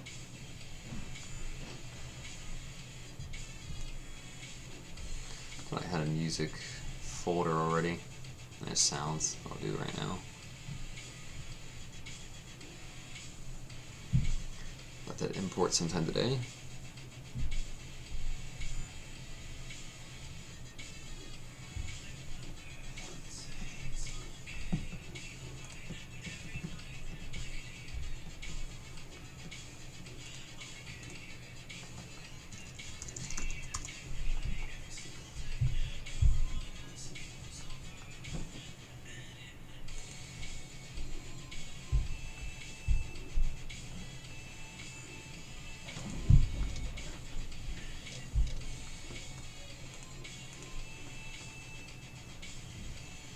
Okay, so we got that imported, so let's go to sounds. Okay. Yeah, this is the theme music one. That should be fine. I think we had that attached to the main camera. Yeah. That's a pretty easy switch. And done. Oh, I love how much easier sounds are in Unity.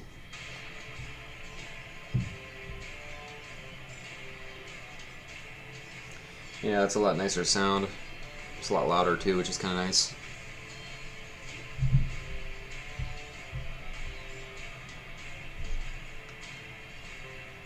Cool. Alright, so we're going to save that.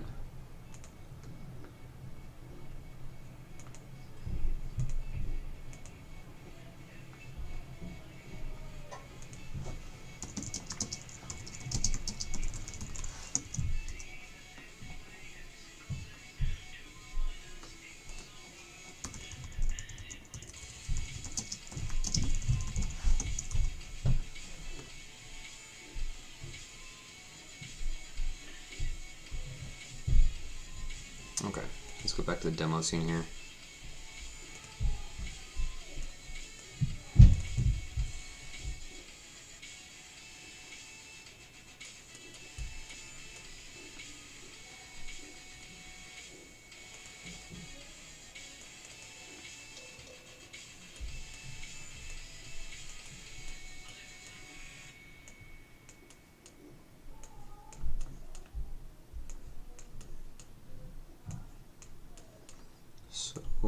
lights.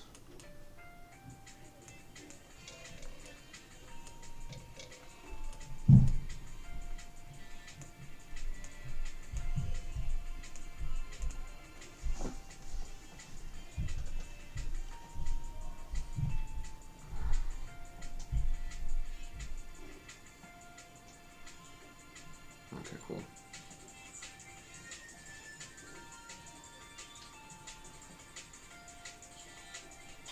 Yeah, spike trapper should, yeah, I'll shake too.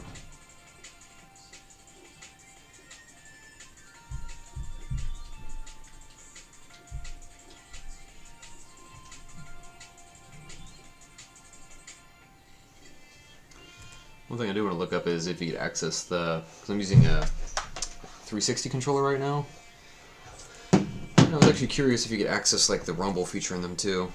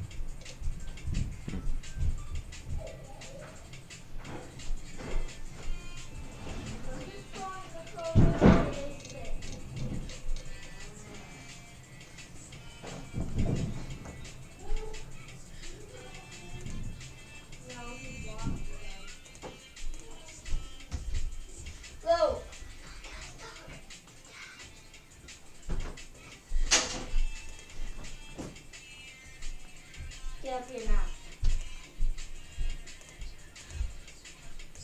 Okay, that's right.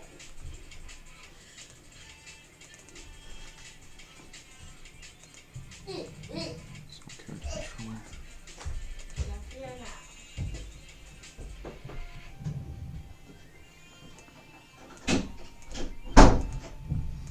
Actually flew through like the stuff I was going to do tonight, so find something here. Let me see if I still have that sound manager class.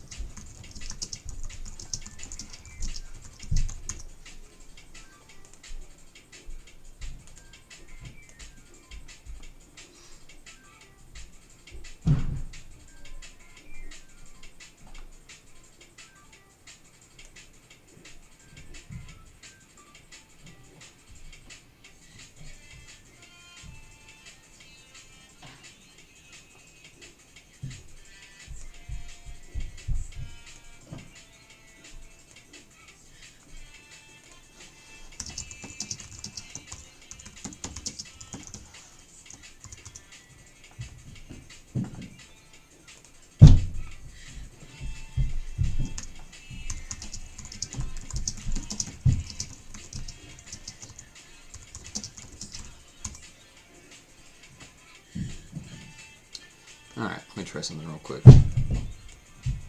So when he does his strong attack right now, there is a particle that goes off to smash the ground. There's the sparks. Stomp, shadow.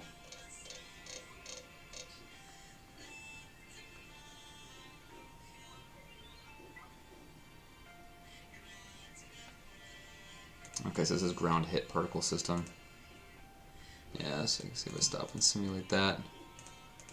So right now it does kind of a weird little texture type of thing. Gonna try and replace that real quick with a different one.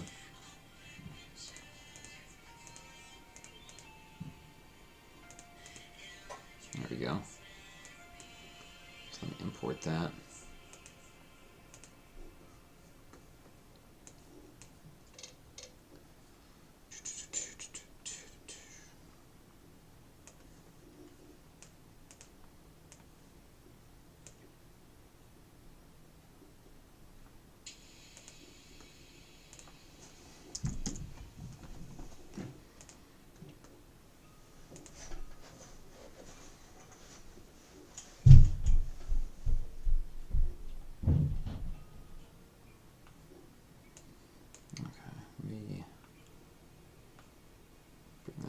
Images.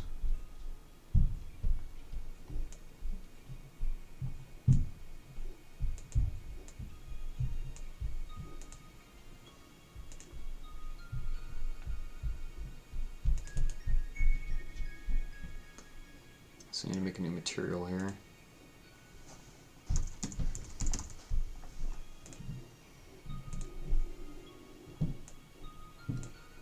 that material is going to use this crack texture.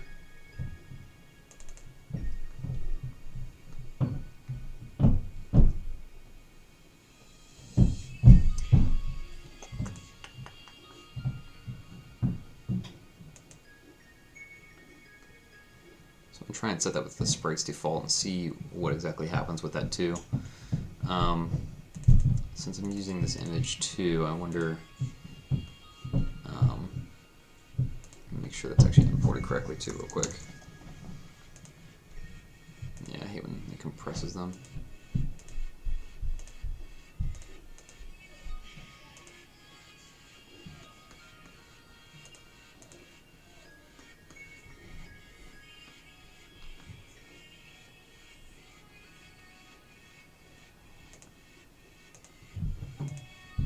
Shut it ground.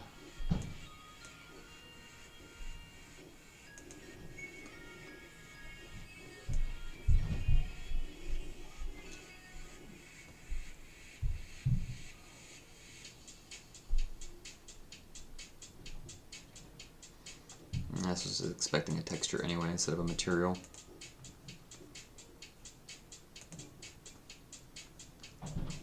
So I wonder if sprites just like diffuse would work for that. Let me try that first, let's see what that looks like.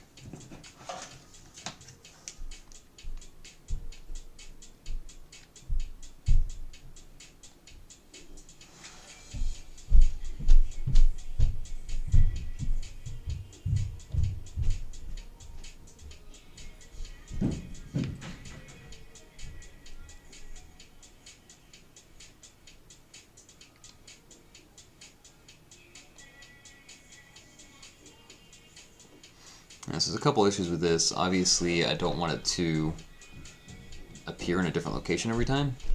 I kind of like it to be the same. And I also only want one particle to show up, and it looks like two are showing up every time. Let me just do this. First, it's going to be sprites diffuse.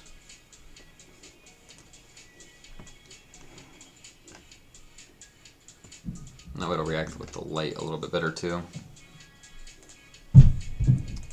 Okay, so let's do diffuse. I'm gonna go ahead and tint it a little bit darker too.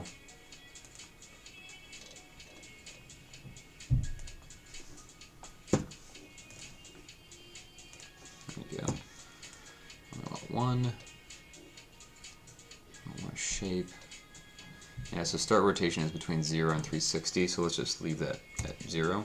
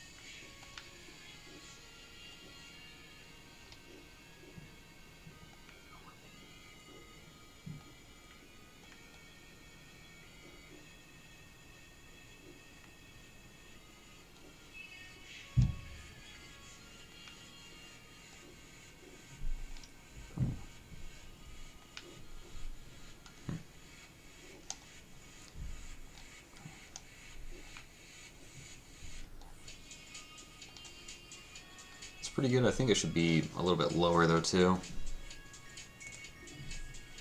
Get out of there.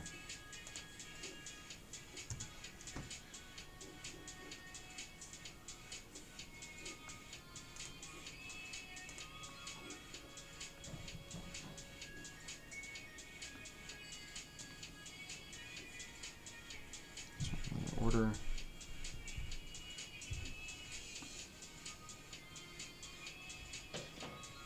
Oh, that's fine.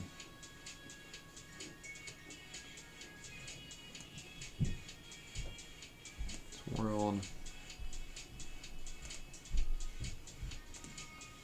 I'm gonna turn on the lifetime a little bit too.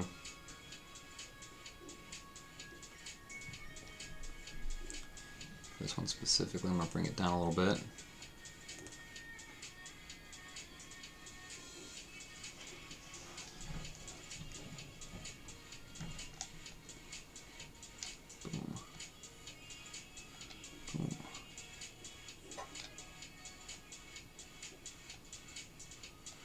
Everything looks a lot better. It's a lot more consistent. I might actually still bring it back. Well, actually it looks fine the way it is, I think.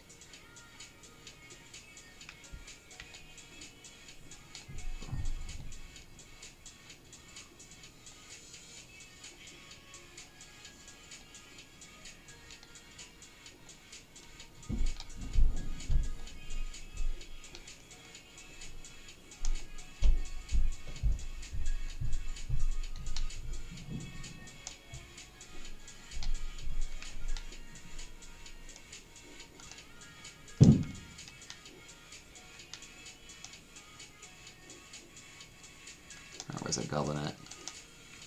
Oh. Oh yeah, I took him out. Huh. Okay. Try on this guy. If I can evade him long enough to actually get a charge attack off. No. Hit him from up here.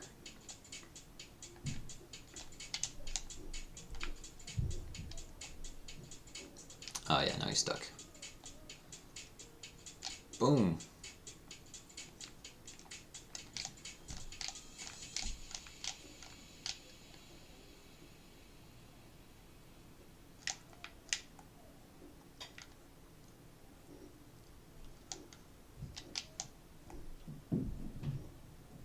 His wall slide's still my favorite. So freaking cool.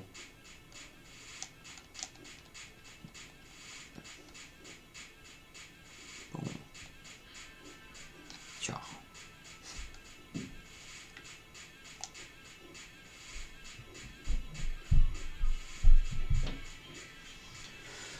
Alright guys, well thanks a lot for tuning in tonight.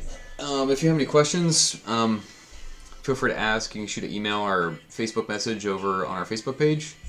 And make sure you come back on Thursday to see Tyler do some cool art. But that's it for me tonight, guys. So have a nice night, and I will see you guys next week.